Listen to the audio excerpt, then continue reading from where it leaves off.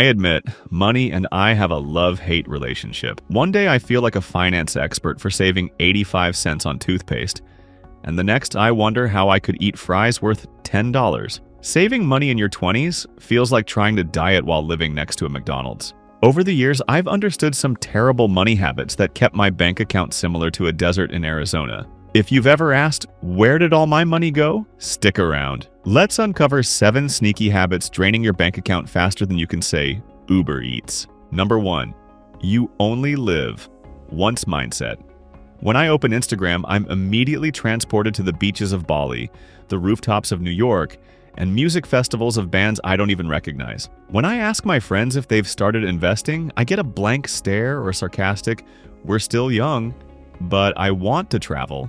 I want to live. Who knows how long we've got?" Fair enough, but here's the problem.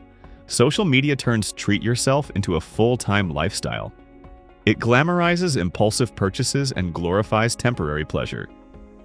Short-term thrills quietly rob long-term freedom. Yes, life's short, but life is also expensive. And unfortunately, you're not living in a movie montage where your problems disappear between scene cuts. That $300 weekend getaway? Fun, but if it's stopping you from building an emergency fund or paying off debt, it's also financial self-sabotage in disguise. The fix: redefine you only live once. Choose experiences with value, not just price tags. Learn the art of enjoying life without financially wrecking it. Number 2. Subscription tsunami. There was a time I was paying for 4 streaming services, a language learning app that I never opened, a meal planner, 2 AI productivity apps, and a mystery $7 monthly charge I still haven't traced. All of them individually felt like no big deal. Together, a $140 monthly drain I didn't feel until I checked my bank statement. Subscriptions are sneaky because they're designed to be invisible. Autopay is both a blessing and a trap. You sign up, you forget, and by the time you remember, the company has already taken your money. Again, every few months, do a subscription audit. If you're not actively using it, cancel it. You're not breaking up with Netflix. You're just taking your wallet back. Number 3. Eating out like a rock star on an intern's budget. If you eat out more than you eat in, you might be spending like someone who earns triple your income. I used to grab a $12 lunch at work almost every day, add in coffee runs, snacks, and late-night takeout, and I was casually spending $400 to $600 a month. On food I barely remembered. And no, delivery apps are not cheaper than cooking. Even with a promo code, we don't realize it, but every quick bite becomes a bite out of future goals. The fix: cook at home.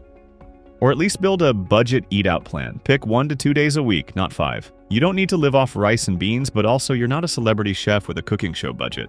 Number 5, flex spending. A new iPhone when your current one works fine? $1,200. Designer sneakers you'll wear twice? $300. Gold-plated wireless earbuds? Why? Flex culture has convinced us that value equals visibility. If people can see it, they assume you're successful. If they can't, you feel like you're falling behind. But here's the plot twist.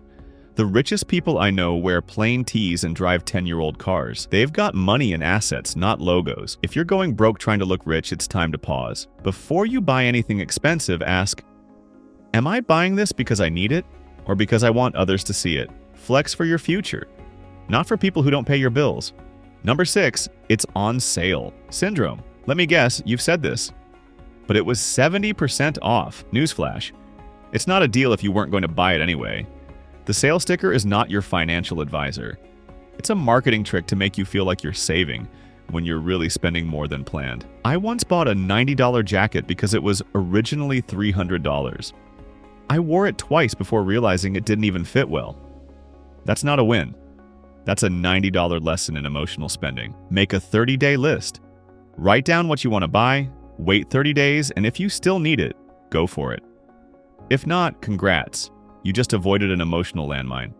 Number 7, not tracking a single thing. Budgeting sounds boring until you realize not budgeting is just chaos in disguise. For years, I avoided tracking expenses because I thought it would make me feel restricted. Spoiler alert, it did the opposite. It made me feel in control. Not knowing where your money goes doesn't mean you're free-spirited. It means you're financially blindfolded. Use a notes app, Excel, or even a paper notebook. Write down every single thing you spend for 1 month. It will shock you and change you. Awareness is the first step toward wealth. Number 8, no emergency fund. This one is the most dangerous. No buffer, equals no peace of mind. A flat tire, a broken laptop, or a surprise medical bill can mess up your entire month if you don't have savings.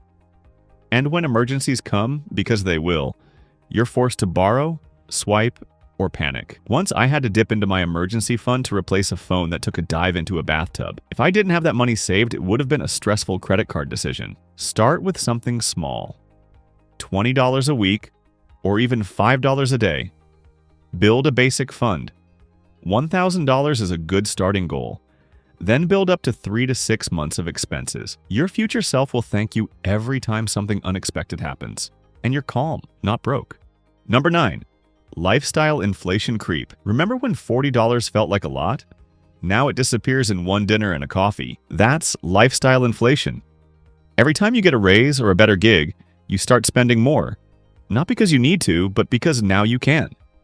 And then you wonder why your account still feels tight at the end of the month. Instead of saving the increase, most people upgrade their life. Bigger apartment, better clothes, fancier restaurants. It's a financial treadmill. You're running, but you're not really moving forward. When you get a raise, pretend you didn't. Bank the difference. Save or invest it before your brain convinces you that you deserve a new $300 jacket and a $4,000 vacation to prove it. Number 10. Future me will handle it. Thinking. This one's a personal favorite. Also known as financial procrastination. You tell yourself you'll start budgeting next month. You'll build that savings account when things settle. You'll start investing when you're older. But future you isn't some rich, highly disciplined version of yourself. It's just you, tired, older, and possibly even more stressed. Poor money habits today don't just stay in today. They grow. They become normal. And fixing them later becomes harder. Start small, start now. Don't wait for perfect timing. It doesn't exist. You don't need to overhaul your finances in a weekend. Just pick one habit and fix it this week. Then another next week. Compound progress is still progress. Number 11. Ignoring interest rates. This one's a silent killer. You buy something with your credit card and think, I'll pay it off later. But later turns into months, and months turn into years of interest. Credit card debt isn't just annoying, it's expensive. Like buying the item twice expensive. If you can't pay off your credit card in full, stop swiping it for fun. Treat credit like a tool, not an extension of your income. You're not bad with money. You're just battling habits that weren't designed to build wealth. From reckless spending to forgetting about subscriptions, every small leak adds up. The key isn't perfection, it's awareness. Once you see it, you can change it. And once you change it, you don't just protect your money, you grow it. So go ahead and live your life. Have fun. Dance in the rain. Watch the sunrise. Eat the fries occasionally. Just make sure your bank account isn't crying while you're laughing, because being broke is hard, but being broke because of habits you could have fixed, that's even harder. Let's do better. $1 at a time.